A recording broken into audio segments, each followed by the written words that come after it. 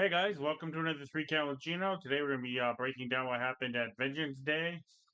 We're going to be talking a little bit of Raw and a little bit of NXT, which I just witnessed, and it's probably one of the best NXT episodes I've seen in a long time. Great way to debut two new stars. We have a couple of matches coming up on Cincinnati. We have a surprise guest. If you saw my little reaction on YouTube there, and we have a surprise number one contender as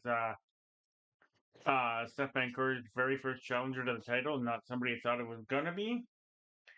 But I guess I kind of gave away one of the results of the pay per view for Vengeance Day already, which kind of was not really a shocker. All right, let's get into this thing, everybody. Vengeance Day. One second, let me kick back. Let me knock off the reverb here.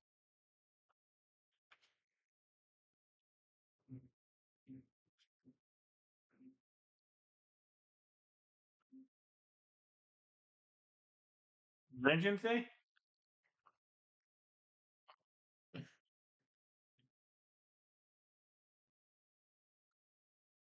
Vengeance Day was actually a very good pay per view. It's probably one of my favorite ones of the year so far. That and Rumble have been incredible. Also, we're gonna talk. You know what? Let's do. We're gonna talk a little bit of interesting things that happened with AEW's show over in Australia, including one wrestler hurting himself because the ring was too small. AEW just keeps shooting itself in the foot. I'm gonna go on this rant later on at the end of all this. But let me pull up the Vengeance Day results, even though I know them off by heart, just to let you guys know. I know the matches, I know the results, but I just like to do this just for myself.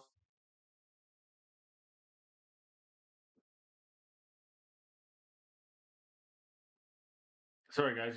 It was a very good card. Every match outside of the strap match, very good.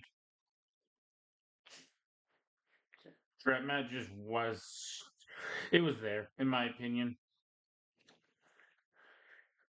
The right person won the match. The match itself was, I'll be honest, not my thing. Was not that it wasn't violent or anything. It just wasn't a good match, if that makes sense.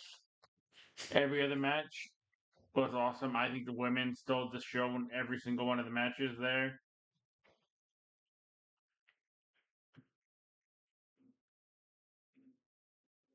I'm sorry, I'm just trying to fix my computer here, guys.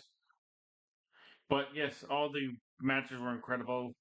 The Stefan Kerr and Fallon Henley match was the one that kicked off our show. Absolutely brilliant, great storytelling, way to lead into it. Um, just like I said, well scripted, well written. The right person won the match. You know how long she was going to win the title. It was just a matter of time. And that might have been Fallon Henley's best, one of Fallon Henley's best showings. And that's a girl who gets very little to no respect for what she's actually able to do in the ring, I think personally. She's a very, very, very good wrestler. She has been for a long time. Um, she was a very good champion. People don't realize the amount of title defenses she had, and she made those other two girls a little more relevant when they kind of were for a while. Them being Jasmine Nix and Jasmine Nix and JC Jane. There you go. Great. The biggest beating we've seen Stephanie take. A lot of it was one sided. That match, you could kind of tell Stephanie was going to be winning the title 1000% for sure there.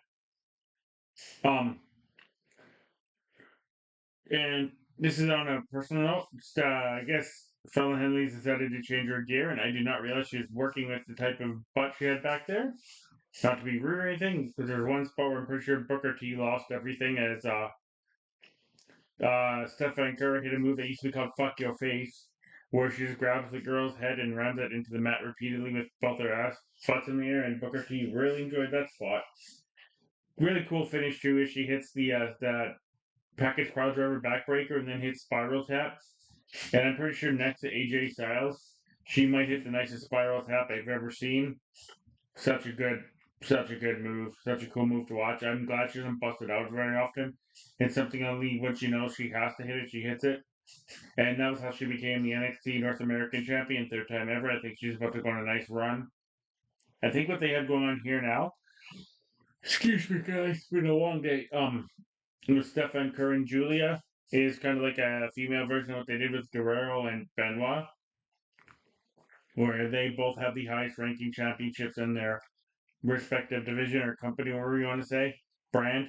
Whereas Eddie and Chris both had the championship, heavyweight championship, and world heavyweight championship back in the day, and they were best friends, kind of like Vancouver and Julia are very good friends. It's a very cool story. I like to see how it plays out. Maybe we'll see something at Mania. Then maybe a three-way for both belts with excuse me, guys. The newly debuted Jordan Grace. We'll talk about her debut later on tonight. Later on in the show. Following that, if I'm not mistaken, was the tag team title match, which was for Axiom, Nathan Fraser now, and Nathan Fraser and Axiom versus Imanora and Brooks. Or not just sorry, Briggs, not Brooks. And I was not well aware of Imanora, and I don't think a lot of people were because he's a Japanese guy, and you don't really get to watch a lot of Japanese wrestling in North America unless you can find ways to stream it or buy it or download it.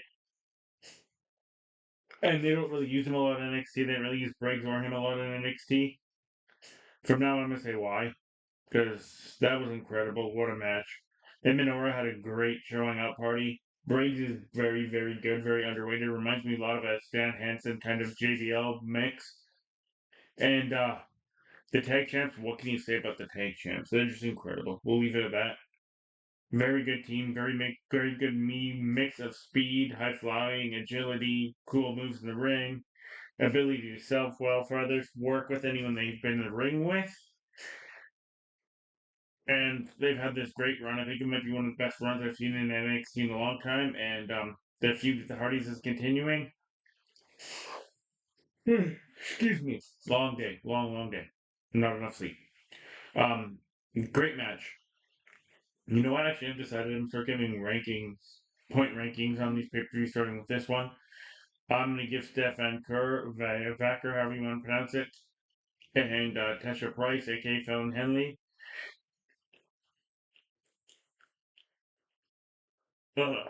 I give that a 7.5 out of 10. Absolutely incredible, great match, great storytelling, right person won.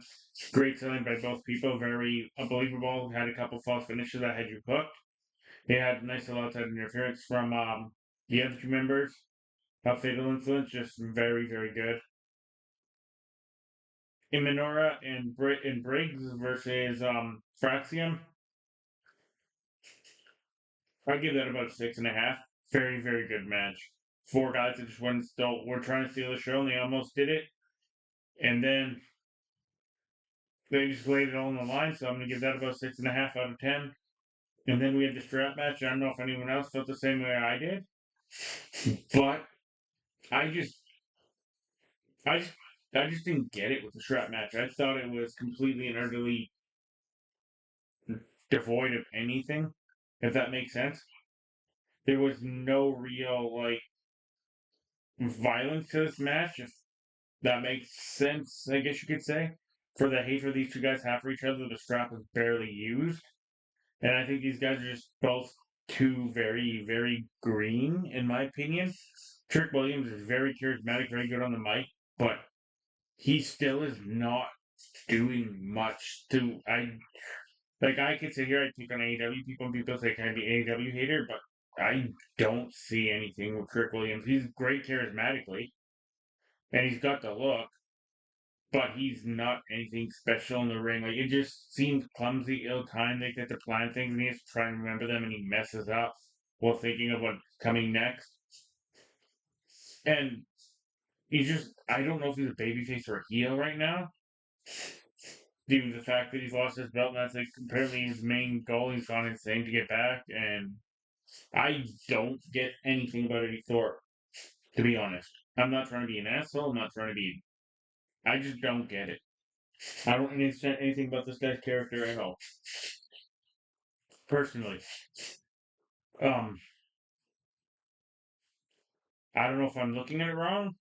I don't know if it's something I'm missing, but just nothing about him is appealing in the match in and of itself. For being a strap match, they didn't use the mat strap a lot, if that makes sense. It was there and it was around them, but I can recall maybe 3 or 4 times when they use the strap. If you guys watch my live stream, I didn't really mention the word strap a lot or anything in the match or anybody hitting anybody with the strap. I think Eddie Thorpe whipped Trick Williams a few times and tied him to a ring post, but that was about it, as far as I can recall. As you can see, this is probably getting a very bad rating just by my inability to recall anything really memorable in this match whatsoever, except for getting a low blow with the strap, and then a really really shitty running. I don't know if it was supposed to be a knee, but like he ran at him and fell, and Trick Williams just fell too. And that's kind of how the finish happened. I don't know if there was a knee there, or if I missed the knee, or if he just didn't throw a very good, believable one. He being Eddie Thorpe, but the right person won the match.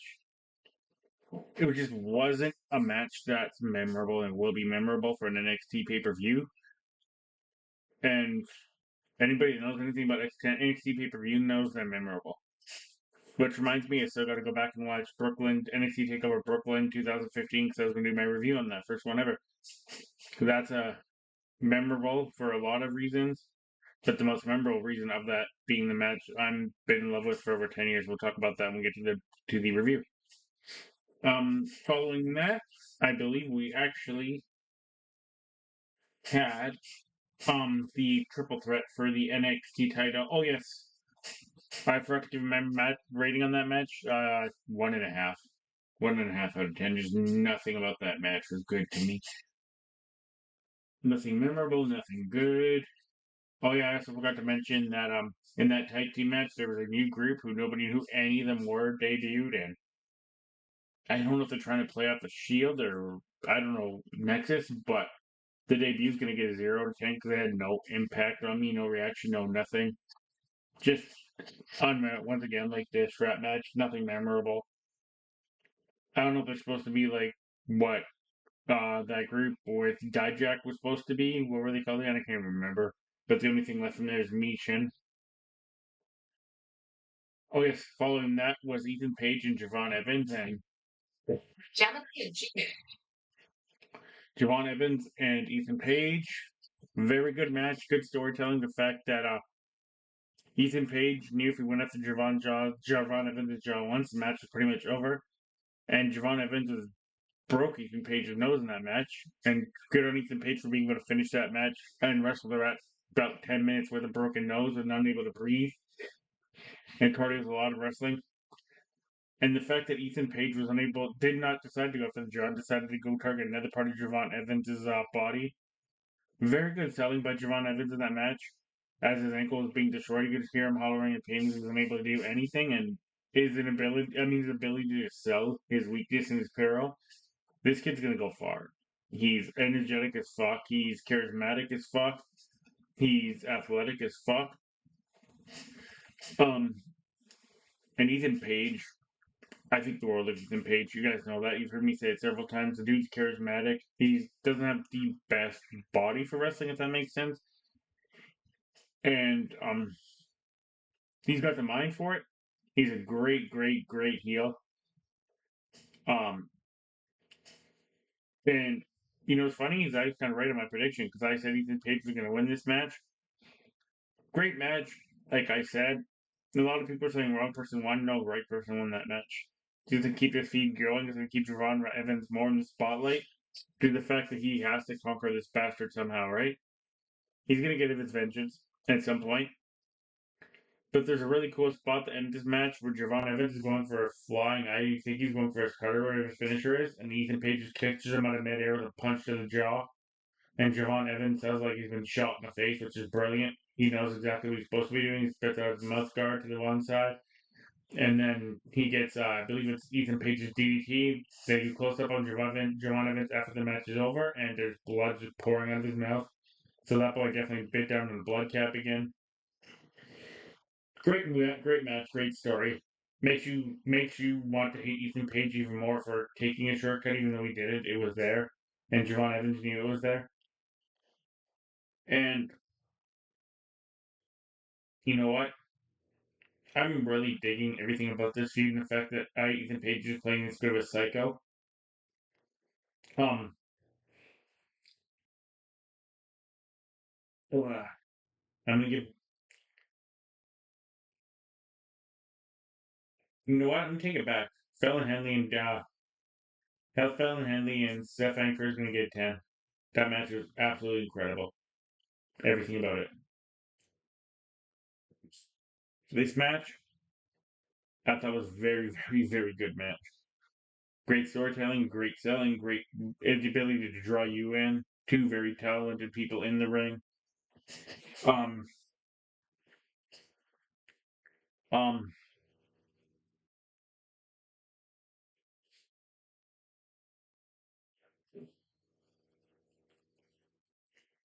the right person won the match, as far as I'm concerned. So I'm just going to give a rating. I want to give it 7. 7. Yep.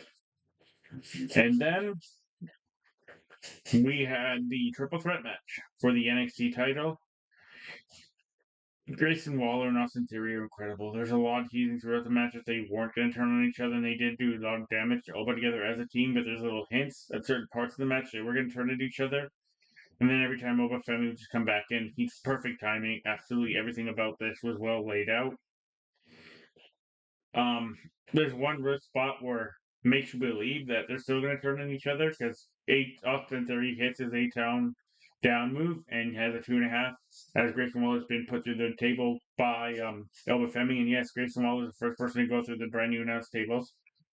My buddy called it a while ago. Somebody was going through, and Grayson Waller's the first one. Excuse me. You guys know what I think of Theory and Waller. I love him. Boba Femi, like I said, not need to be a breakout star because he is a star. It's just a well paced, well put together, well spotted out match to let everyone show each one of the talents they have. Um, Boba hit chops that I called. I just texted my group in our wrestling chat said, "Oh, their souls are gone," because we actually watched the reaction these chops land and the sound these chops have on Grayson Waller and Austin Theory's chest. Nasty, nasty, nasty, nasty. In the end, very cool finish. It was Grayson Waller accidentally takes out Austin Theory. Oba takes out Grayson Waller, then picks up a limp Grayson Waller, hits him from the fall from Grace, and Oba Penny has pinned Grayson Waller. So now Austin Theory can be like, well, if it wasn't for you, we'd have the NXT Championship title pinned, and you pulled the referee out of the ring. It's going to lead to further teasing down the road between these two splitting up. It's to make Oba Femi look even more dominant, being two guys in a pretty much a handicap title match. I think everything about it was brilliant, well paced, good story. Three very good athletic men. Spotlight on each of them in different areas. Kind of kept us tied into one story to see if these guys were actually going to turn on each other in the future, or if this is just for NXT, or if they're just officially done as a team now after Grayson Waller did what he did. Corey Grace had a great line where he just yells at the top of his lungs, Grayson Waller, you Judas! He wanted to use the word, but he stopped himself. And also, before I continue, let's give Vic Joseph his flowers. The man flew to do Raw, which didn't end till around 9, 10 o'clock. Oh, wait, for my bad.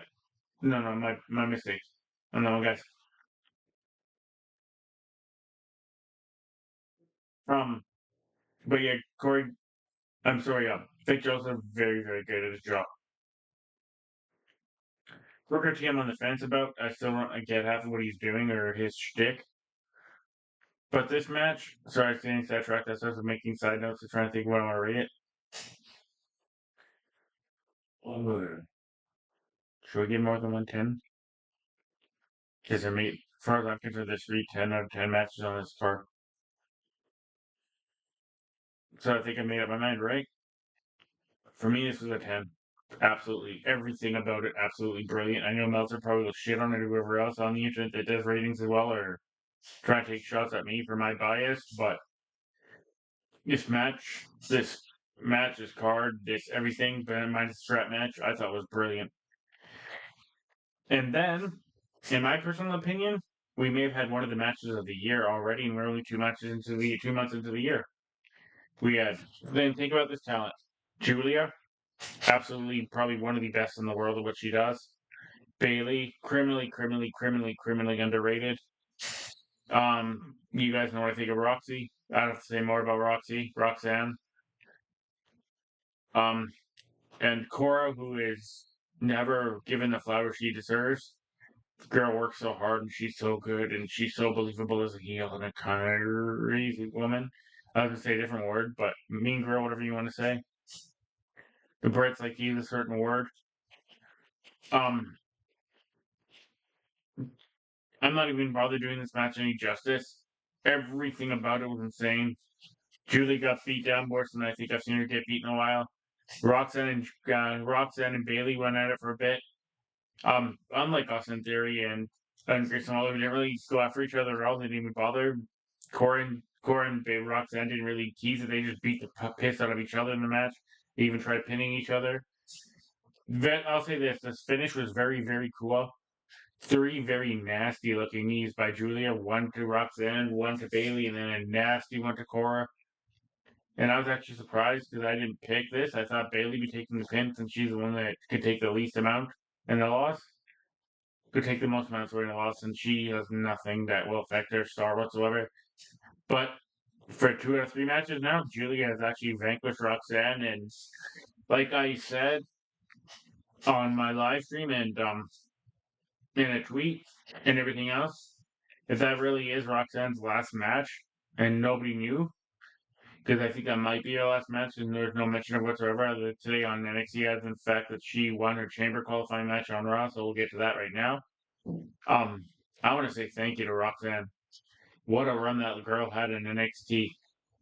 Coming in, winning the Iron Survivor, the Breakout Challenge, becoming NXT Tag Team Champions with her best friend, throwing a gimmick where she worked herself so hard she apparently collapsed in the ring and then lost her belt, but never really lost her belt, and came back to the Psycho who just wanted one thing and went to a great feud with Lyra Valkyria, ended up being Lyra for that belt, won an amazing 1 year run as one of the only 2-time NXT champions, one of the only girls in NXT to hold 2 of the 3 titles they've ever had.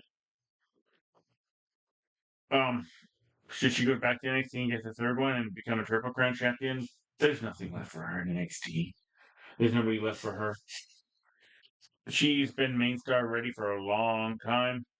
I think before that second title run, but the second title run secured everything. So in a roundabout way, I'm just saying thank you, Roxy, for that run you had and that enjoyment you put on wrestling fans that just didn't know who you were and didn't know a lot about you from the indies. Now they know this girl is somebody who's going to be a future main eventer of WrestleMania, the future main eventer of many other pay-per-views to come, and is starring that company for as long as she wants to be because that girl's so absolutely uberly talented. And yeah, that's it. This match clearly, like I said, there's gonna be 3 10 out of 10s. This is a 10. This, for my opinion, unless I see something can beat it so far, maybe contender for match of the year. I know we're 2 months in. There's still 10 more months to go. So everyone's probably calm down, calm down. And I'm not gonna lie with you guys, I didn't really watch the AEW pay per view because I was on way too early and I was at work here in Canada because there was not very much advertising to where or not even pay per view show to where you could watch it anywhere really. And to be honest, I'm just indifferent towards AEW right now. It's just really hard to watch. The stories are all over the place, and people come and go and randomly do things, and then they're just gone. It doesn't make sense. And I don't know if you guys seen that video recently that circulated of Tony Khan hugging every single wrestler he has to have press conferences with. So that's the guy you have running your company. You don't see Triple H or even back in the day Vince just openly hugging wrestlers backstage and like kissing on them and fanboying out. Dude, you're running a company. I understand you love wrestling and wrestling's your whole life. I'm the same way, but I wouldn't be hugging and kissing on my employees and like looking like you want to have sex with them your eyes because you're a wrestling fan. That might be one of the reasons your company's the fucking way it is right now and why it's struggling so bad and why even people that work for WCW are saying this company gives me massive WCW vibes. And I said this to a few people, and I'm not proud to admit it because I don't want to see anything fail. And I like competition in wrestling. I think AEW is going to be dead in 2 years, if it makes 2 years. I just don't see this company lasting. The joy and like excitement that fans had to watch this product when it first came out 4 or 5 years ago. And don't get me wrong, for 2 years it was incredible. And then things started happening weirdly to it, and it just things didn't make sense anymore. And it's been like that since the pandemic, and it just kept getting worse and worse and worse. And now we're at the stage we're at with AEW where it's just off the rails, it seems to me.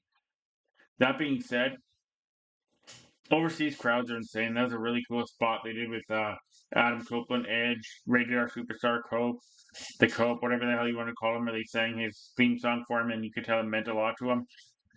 That might be the bright spot of that entire pay per view, from what I've been told by people who actually saw it. That and the Kenny Omega, Will Ospreay, Takeshita, and Kyle Fletcher match. Think of the four names I just said. That's all I'm gonna say there. And it's crazy they were able to wrestle in the ring they were wrestling in, because apparently it was about 3 times small or 2 times smaller than the normal wrestling ring. I don't know if AEW forgot to get the paperwork ready to get their stuff sent over in time or whatnot, but a few wrestlers tweeted out there to borrow one from their local independent wrestling company. And Buddy Matthews, I don't know if you guys have seen his tweets, but he's not very happy. I don't know if you saw the video, but as he's getting in the ring, he did a nice little twist number on his ankle, and yeah, Buddy Matthews wrestled an entire match on one ankle, and it was for the what's it called, the International Championship. It's Continental, the one Okada has, and nobody's ever won it from him or even came close, and I completely forgot it existed. That's how little they use that belt to mention with Okada. But that's pretty much AW Australia in a nutshell. Oh yeah, and Tony Storm won the belt for the fourth time. Apparently that match was very good. She won with a roll up. I don't know if you guys have seen the pattern, but she keeps it's her storytelling is brilliant. I'll leave it at that. She's the star of AEW. When everyone wants to be this person or that person, this person or that person, that Tony Storm is the star. Um, Also, where the fuck are the Young Bucks? They came back, they won tag team titles in Japan, and then they were just gone again. And where's Jungle Boy Jack? He lost his belt, disappeared. Like, these guys are supposed to be the bad guys who do things and are supposed to be, like, running this company and having this feud. They had sort of a feud with Kenny Omega, and then that ended. Like, every feud ends, except for MJF and Adam Cole one, which, thank God, is finally over. Took a year and a half, but it's over. And I think that was sort of the even biggest part of the downfall for AW. Sorry for this rant I'm going on right now. But you guys know I'm going to be rants every once in a while. And that's my personal thoughts on what's going on with that company right now. As a wrestling fan, it's kind of sad and disappointing. I've gone to the point where Raw and SmackDown and NXT is can't miss because it's ran so well and it's planned so well and it's put together so well that you have to watch it to see what's going to happen. NXT, AEW, not so much. Like what is this train wreck going to be this week? What's this train wreck going to be next week? They have random people just randomly pop up, have a match, start a feud, and then they're gone. You're supposed to follow a story, show to show to show to understand what's going on in the stories, but it's too hard when you can't get half the shows in certain countries. WCW or what? Alright, guys.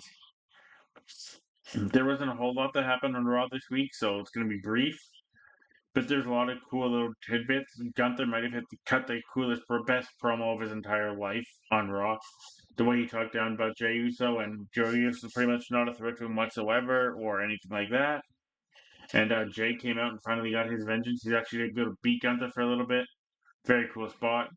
Kicked off the show with Sami Zayn coming out and accepting Kevin Owens' challenge, and we found out it's going to be non-sanctioned. So here's to hoping that Elimination Chamber we get a El Generico versus Kevin Steen's base type match like they said back in the days of Ring of Honor. Excuse me. If you have not seen those, go check them out. They're incredible, incredible, incredible matches.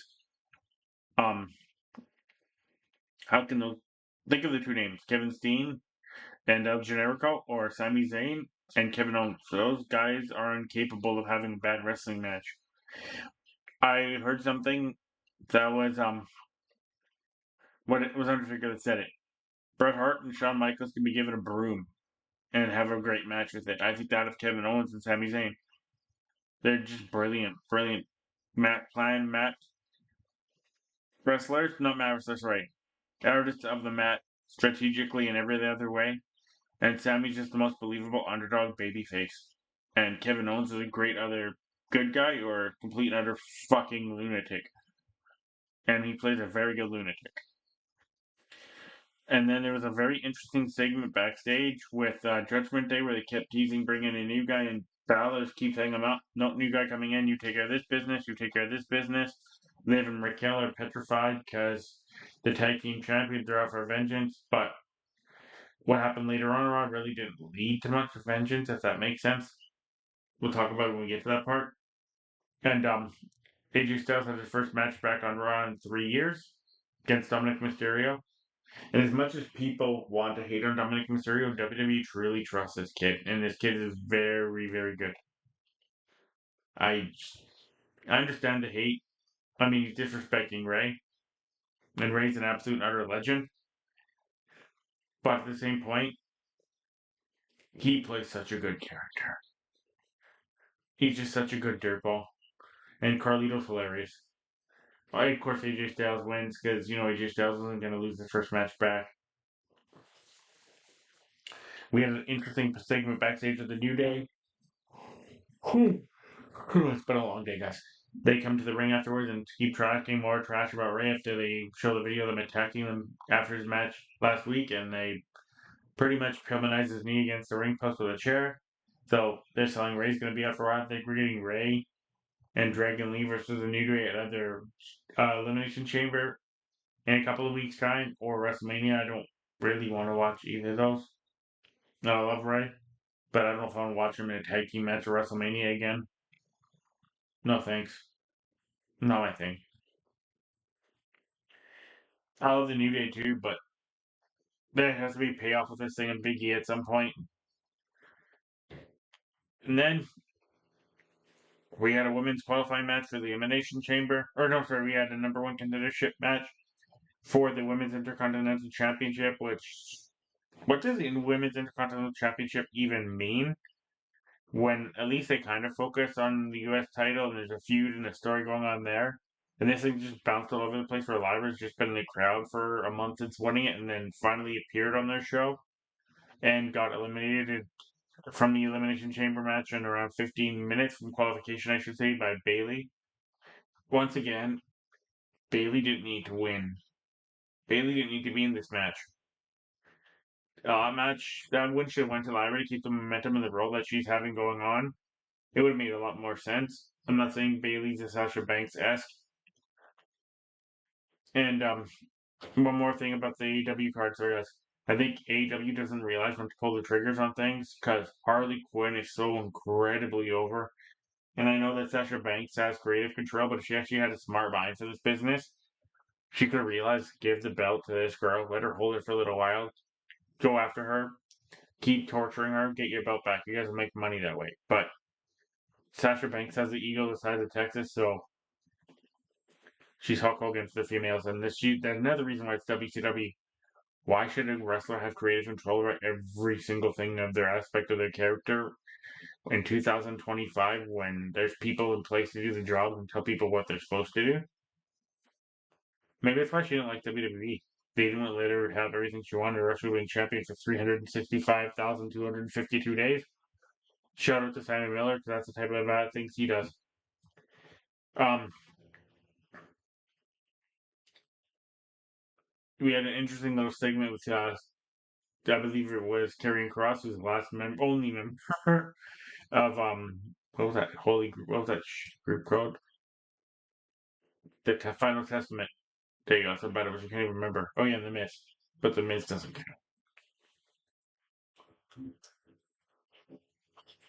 count. Um. So that the winner of the number one contendership to the Intercontinental title between Ivy Nile, who's been teasing getting a title shot and winning the belt, and Dakota Kai, who was the original finalist for the Intercontinental title and then gets hurt, never got a true rematch, and Dakota Kai wins. Be interesting in the matches happening next week. And the following week after that, we have that women's title match.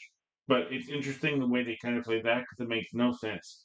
Why, why tease an Ivy Tile and Lyra Valkyrie thing, and then go Dakota Kai and Ivy Nile or Lyra Valkyrie, via Valkyrie Valkyrie. What the hell's a Valkyrie? Um, unless they're doing a three-way at the Elimination Chamber match, which that just clicked in my brain. Unagi. Also, Julius or Brutus Creed. No, Julius. Yes, he's part of DC's team for the Ultimate Fighter season 37,000, I believe. That show just won't die. So good on him for being able to be on that team, but not a big thing. Also, forgot to mention Michael Cole signed a brand new extension with WWE, so he's here for the foreseeable future. And people that want to hate on that, suck my left nut. Michael Cole's very, very good at what he does.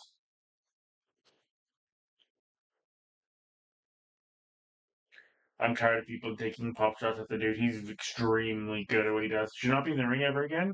Not a chance. Not a chance. That part of our life, and we should get the Men in Black, the blacked out of our minds if you're a wrestling fan. But we should never see Michael Cole in the ring again, or there's the anonymous general manager, God knows what else. Um, but as commentator, amongst the best. He's made his believability to make you believe things in the ring and how pearlish wrestlers are in and everything like that. Brilliant. So good on him. Then we had a women's elimination qualifying match, elimination chamber qualifying match, and you could tell by the beating that Roxanne took in this match. I'm not sure if she's supposed to be the babyface or the heel because there wasn't really a strategy or psychology in this match, but it was two heels going at each other. I guess you could say, because her and I wear sunglasses now. Rodriguez, so I guess she's female Diesel. Um, Decent match. Raquel beat the piss out of her for the majority of the match.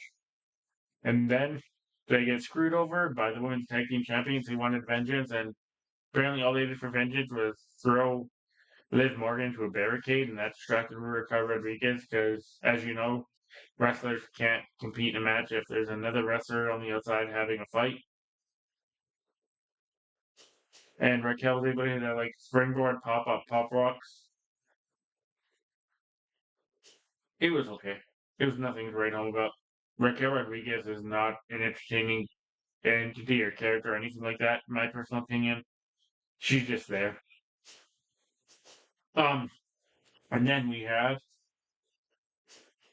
another match you could list to the match of the year quality. So keep in mind, I already have two matches, and less than 2 months into the 2025, they could go for match of the year. And this one's not really shocking, just think of the names in it. Finn Balor, Seth Rollins, qualify last spot in the men's elimination chamber match for Toronto. These two guys could wrestle a broomstick. They could wrestle each other blindfolded. They could wrestle in the dark. They could wrestle with 3D goggles on. And the chemistry is always going to be there. That's all I'm going to say. Incredible amount of false finishes in this match. Very, very good match in general. Well laid out, well played. Both sold injuries perfectly. Seth Rollins apparently has busted up ribs. Seth Rollins and Finn Balor has a messed up knee. That was pretty much the majority of the story. They kept attacking their injured wounds. Injured areas, I should say. In the end, I was 50-50 on this. We kind of knew Seth was going to win, but it would have been nice to see Finn actually pick up a win at some point. So yeah, Finn is eliminated and Seth Rollins is going to Elimination Chamber, but I'm glad for one thing we don't have to see Finn versus Damian Priest again, ever. Not that it was a bad match, but we've seen too much of it and it's happened way too much. Don't need to see it anymore.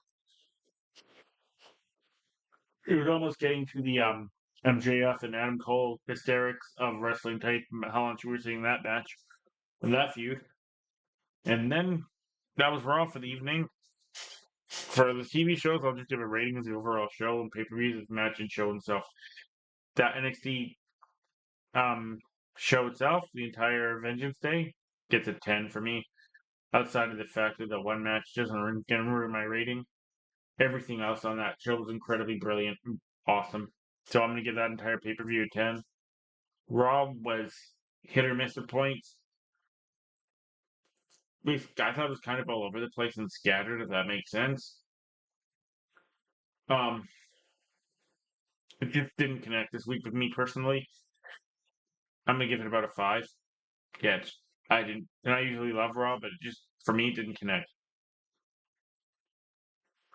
And then we had NXT today, and if you saw my video, my little short there, Obafemi kicks off kicks off NXT, and he's ready to fight those guys that beat him down. I'm gonna call them those guys because the group doesn't have a name, and I don't know who any of the people in the group are. WWE just didn't do a good job of telling you who they were during the pay per view, so I'm just gonna call them the group until otherwise. Instead of that, we get probably the surprise so far of 2025. Moose. Moose. Moose is on NXT, and at some point soon, we're gonna get Moose versus Obafemi. Put your hands up if that was on your bucket list for 2025. My hand goes down because I did not see that coming. It's going to be pretty much one of the epitomes of big man sleeping man meat, and you know what? Sign this dude up for it. That's going to be such a fun match. Such a power match, power on power match. And then we had the most random of number one contenders for the NXT North American Championship match. There's no Fallon Henley, who just recently lost the belt. So why would she be in there for a match to get an automatic rematch? Well, I don't know why she's not getting an automatic rematch. But it's a number one contenders match and kind of like a continuation of a storyline and the same thing. So good on WWE for doing two and two together, if that makes sense. But we had Carmen Petrovic versus Kiana James. Sorry, not Kiana James, Kalani Jordan and Jada Parker. A very good match, a lot of cool spots, a lot of cool callbacks, a lot of interesting intel details into this match.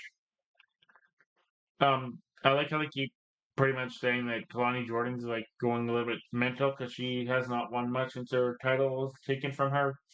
She's won for her last 9, as they're apparently now tracking matches in WWE, which I didn't know they did. And Jada Parker's been hit or miss, they said. And the whole time they just keep breaking home this fact that Carmen Petrovic has won 7 in a row. She won 8 in a row. She won 8 in a row. Sorry, 8 in a row. 8 in a row. 8 in a row. Like several different times. She's beaten both these girls. Yada yada. Um. So therefore, during that metric, okay, Carmen Petrovic is gonna win. That's all that's gonna happen. And very interesting spots in the match. I don't know if I'm a big fan of how it finished. Kind of interesting. Jada Parker pretty much just dropped her ass cheek on Kalani Jordan's stomach, and she got rolled into the middle of the ring, and Carmen Petrovic rolled her up, and that was how the match ended because somebody's ass cheek hit somebody's stomach. Okay, and yes, Jada Parker does have a big butt, but if that's how they wanted to end the match, that's a very interesting way to end a number one contenders match. Yeah, there's that. And then there was a very uncomfortable beatdown of Carmen Petrovic for like 5 minutes during the break. If they don't just beat the ever living piss out of her, and on Ashante, sorry guys, I couldn't think of his name. I was stumbling there. Ashante, they done this calling for help for about 2 minutes, and there was nothing happening. They legitimately kicked the crap out of this little girl. They were hitting with some of the most devastating shots you could probably see. I don't know if you actually got to see it on normal TV or if it was just a thing for the crowd on Netflix, but they legitimately just beat the fuck out of her. Let's put it that way.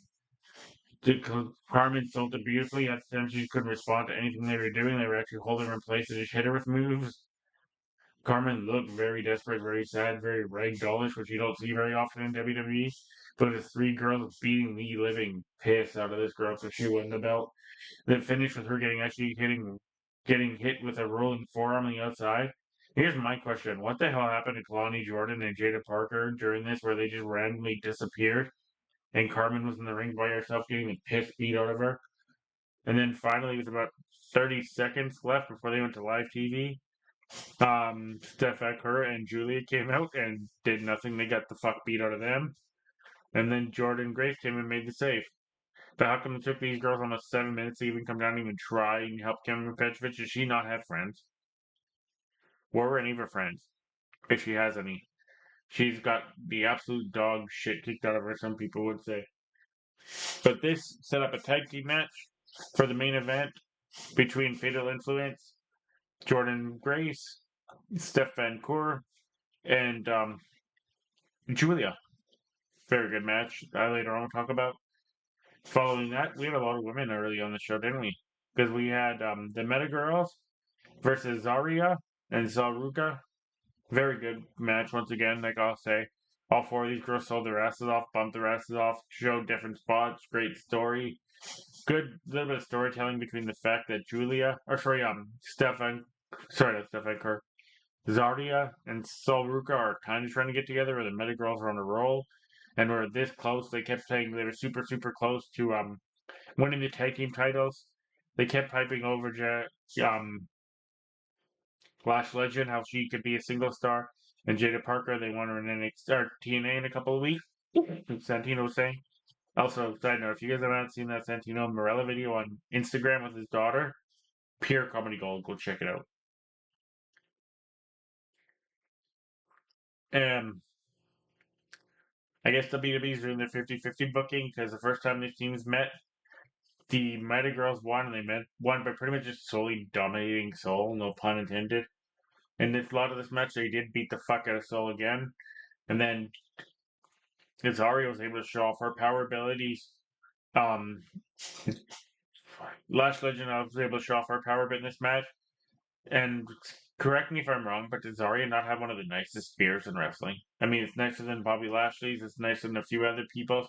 It's on par with Roman Reigns, but nothing's as nice as Braun Breaker's. Braun Breaker might have the nicest spear I've ever seen. My personal opinion. Just the speed that man can get and the way he connects with it makes you believe. Then we had Eddie Thorpe versus Mr. Chase. I don't know what the hell we're doing with it with Mr. Chase or where's Thea Hale or that Bourne. I can't remember his first name, but Bourne, who was part of the group. I know that we don't have Duke anymore because he's gone. He got released. But what happened? I know that Chase U doesn't exist anymore, but at least you could see Thea Hale and the other one back there. But they're not to be noticed at all. I think Thea Hale's out raving so much. If you guys have seen her Instagram videos, that girl loves to rave. Um, and then we had the introduction of Ricky Saint. Yes, you heard me right. There's Jordan Grace. She's allowed to keep her name. And then Ricky fucking Saint. Are you kidding me? We're just gonna leave it there. That's it. I'm not gonna touch it. Just Ricky Saint. We're leaving it. That's it. Ricky Saint. That's all. Oh, sorry, guys. The dog's upstairs and my dog are about to go nuts. Um, yeah, see, they agree with me. What a stupid fucking name. Ricky Saint. I know it's fresh. I know this and that, but Ricky goddamn Saint. Are you serious? Ricky Starks. Everyone knows it's Ricky Starks. Why do you gotta change his name? I mean, the crowd last week was chanting Ricky Starks, and now he's Ricky Saint. He signs his contract, gets interrupted by Ethan Page and former North American champion, whose name I God damn it, I forget his name. Wesley. They have a little back and forth. He kind of throws them both under the bus. Get backstage. Siobhan Evans and him are gonna have a tag team match next week with Javon Evans and Ricky Saint. Let me keep saying that name versus Wesley and Ethan Page in Cincinnati. Not mad at that. Also, Carmen Petrovic versus Stephanie Van Coeur next week in Cincinnati. Also next week, Lexus King versus Moose. Also next week, No Quarter Catch Crew, Vorster versus the Hardys. Very good backstage statement. The Hardys responded later on Instagram. So I'm looking, that's already a stacked show for next week. I wonder if we're going to get Cora Jade come back. She was not there at all. One of the four people in the main event was on NXT this week. Roxanne and Bailey are done from NXT. Their run there's done. Bailey came back, said her thank you, said her goodbyes, and that was it. Ironically, the classic review I'm doing has Bailey in it. Then Sean Spears beat Stax Lorenzo. Very decent match. I have no idea what's going on with this feud. I understand what, from the Italian version, the fact he's supposed to be Mafia, I understand what Stax is doing, but I don't understand why Sean Spears and them are in this at all. The story seems to have dragged on for a bit longer than it should have. In my personal opinion, it's my only thing I don't understand with NXT, because anybody who knows me knows I'm an NXT guy and how much I love it.